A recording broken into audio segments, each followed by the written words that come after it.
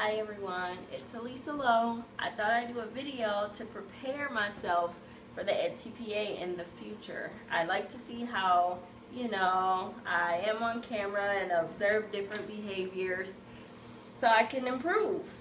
So what better time to do it than now? Alright, so I'm going to tell you guys all about my unit plan, but first I'll let you know where I work. I work at Milwaukee Spanish Immersion and I teach students in grades K3 through K5. My students have various disabilities ranging from Rett syndrome, Down syndrome, autism, and various cognitive delays. There's 19 students total, which is why I have a co-teacher, 2 HCAs, and a para. Let's see. So let's move on to the unit. The title of my unit is All About Me. And the reason I picked that unit was because I felt like it was important for students to know things about themselves. I know last year when I tried to do matching and show different students their pictures, they looked at it as like they didn't know who they were. So I felt like it was really important to, show them who they are and let them know things about themselves that are important, like their names and how their handprint looks and just various things. Let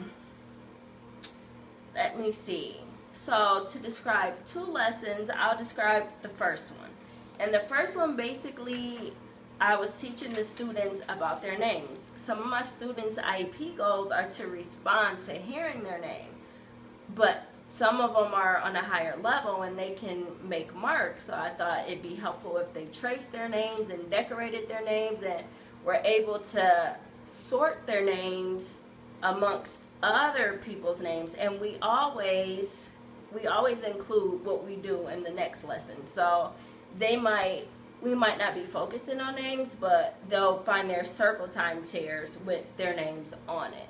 So I'm always repeating what was taught to them to give them many chances to obtain, the objective.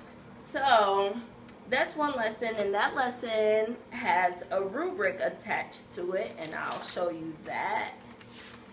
It'll probably be hard to see on camera, but I can read you some of it. So for this, I can find my name. A student would be efficient and good if the student is able to find their name in a field of 3 different names. So I consider that good. And a student might need a little help if they can't find their name out of 3, so we take 1 away. Then they have a 50-50 opportunity to find their name. And if they can do that then I'd score them with a nice try. And they'd be weak if the student makes no effort in looking or reaching towards their names.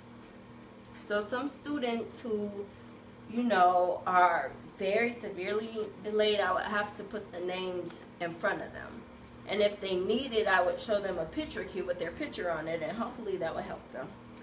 The next point is I can clap the letters of my name. So they'll be good if, with prompting, the students are able to clap the letters of their name on beat.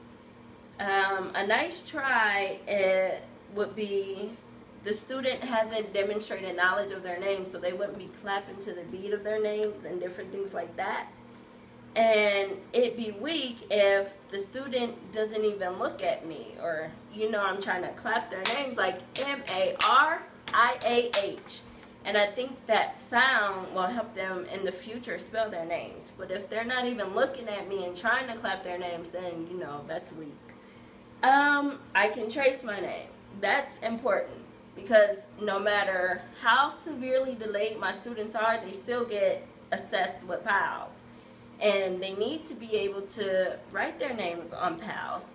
So I think that starting off with tracing their name is a good way to, increase that motor memory. So when they are assessed on PALS, they'll have an idea of how to write their name. They will have been exposed to it, and they'll get a good if the student is tracing neatly and can identify some of the letters they have traced. So I want them to be able to know some letters in their names because that's important to them. The unit is all about me. So then this is writing. I won't let them trace their names. They'll get a blank sheet of paper and they'll be able to write their names on their own, and I'll assess them on that with this rubric. And this rubric I'll be using 2 days because we can get everything done in 1 day, but I don't want to overwhelm the students, so I'll just break it up into 2 days. And so if they can write their name, they'll write some letters of their name in the correct order, and I think that's really good. If student writes one letter of their name in no particular order, they'll get a nice try because at least it's one letter in their name. It's just not a random letter. And if the student writes numbers and undetectable marks and scribbles, then that's weak, and we'll continue to work on that. So that's the name lesson. And then the other lesson that I'm going to tell you guys about is the last lesson. And the last lesson is my favorite because the 10 lesson plans are over. No, I'm just kidding. It's my favorite because I get to do a performance assessment. And before this unit, I honestly always assess my students with observations and with checklists. And so this class really helped me to see, like, okay, these assessments and these different types of informal assessments can really work for my students. I didn't know because I was just using checklists because that worked.